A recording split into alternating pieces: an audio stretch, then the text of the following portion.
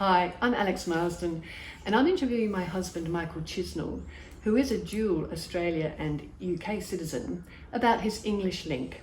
And this is for Make History at Home by the Marsden Szwarcbord Foundation. And the interview is being recorded by Susan Marsden, and we're interviewing on the 11th of November 2020. So, Michael, where and when were you born? Well, I was born in the southern English coast town of Brighton, at Brighton General Hospital in February 1954.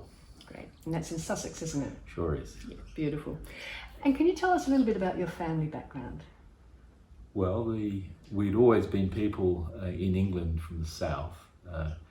My dad, although had been a Londoner, but during the war was bombed, and he went south to Surrey, further down the island, and lived with family there. My mum was a Horsham girl, again in Sussex, and that's near Gatwick now? No, the Surrey. My dad was near Okay. Gatwick, yeah. And then they lived with my mother's parents for a while, which was in Horsham, and then they took up a flat in Brighton, and that's where I first lived, my first house. And strong memories of Brighton. Do you still have family in the UK, and whereabouts do they live? Yes, I do. They all actually still live in the south. I have the sort of older generations, my father's stepsisters, who are in their 80s now, and their families. And I have my aunt who is similarly aged in. That's your mother's sister. Yeah, in Shoreham, which is just up the coast from Brighton. And then there's other generations of relatives, cousins, and so on that I don't know all that well, but I know of, and I very occasionally meet. And they're generally around the London area, Kent, that area? No, they're generally actually in the southern places. Yeah. They haven't, unlike their cousin me, moved very far. Well, speaking of moving, tell me, when did your family emigrate to Australia? Well, my father, the little bit of background to that, my father had been in the British Army and got the taste for travel. And it was really a toss-up between going to Hong Kong or Australia. And I think we favoured Hong Kong for a long time, but how different it could have been. Yeah, absolutely.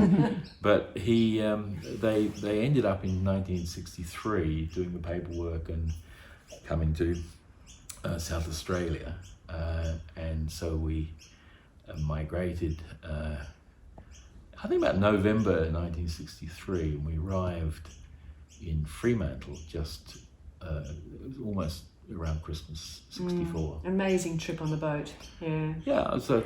Sort of, I think, as I recall, it was 3 to 4 weeks through the Suez Canal, and that was one of the last ships, I think, through the Suez Canal. Extraordinary trip, very exciting for a 10-year-old. Yeah, and your younger sister? And my younger sister Anne, who was 5. She, it was quite a trip. So you arrived in Adelaide, and you were brought out by a company, is that right? Rather than our migration pathway was a little different in the sense that rather than the state paying for our migration, we had an assisted passage that somehow was funded by the Realty Development Corporation, which, as I understand from a distance time-wise, was a developer, and they were developing suburbs, northern suburbs, and that's indeed where we went. So once we got off the boat at Port Adelaide, we were on the bus to a northern suburb, Para Hills, which was sort of halfway between Adelaide and Elizabeth. Which became home. Which became home until I was about 17 or 18, yes. And your parents bought a house very quickly, didn't they, in Para Hills? Well, the experience of migrants assisted by a Realty Development Corporation was that they were actually brought to a set of fairly okay flats, and you must understand that the look of the suburb was so different to what we'd left. We lived in the end of a semi-detached house, and what suburbs looked like were bungalows to English people, and bungalows were very prestigious to have a bungalow. So it was all very impressive. There weren't a lot of trees, mind you. A new estate, and so we went to flats provided by the Realty Development Corporation. And I think, we may have been there 2 or 3 weeks, but in that time, we had salespeople coming around selling houses in the suburb. And I looked at it the other day, and the house we bought was probably no more than 1 kilometre away from the flats that we came to. I always think that my life and their life would have been very different had we not done that, because to be absolutely honest, in that time we had no idea of where we were. No.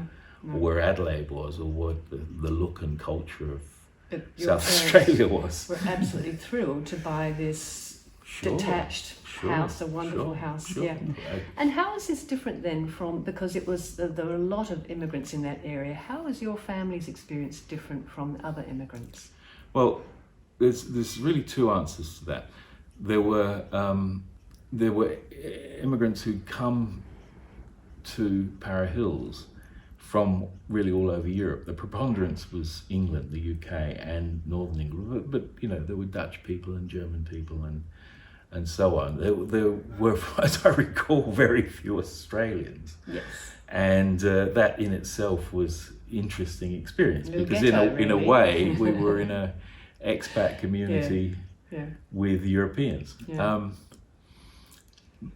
How was that different to others? Well, I think in our particular case, being sponsored by a corporation, I think the treatment was a little bit better. I mean, later on I hear stories of other people's experience who came through the Jeps Cross Centre, which we used to refer to as the Nissenharts.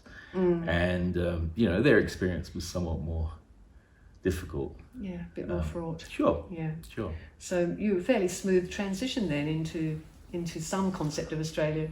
I think there was the initial excitement of the whole new and the bungalows and everything, but I think the emotional transitions, particularly for my mother, was not easy at all. I mean, the separation from her family in the UK, from her mother and sister in particular, was very traumatic.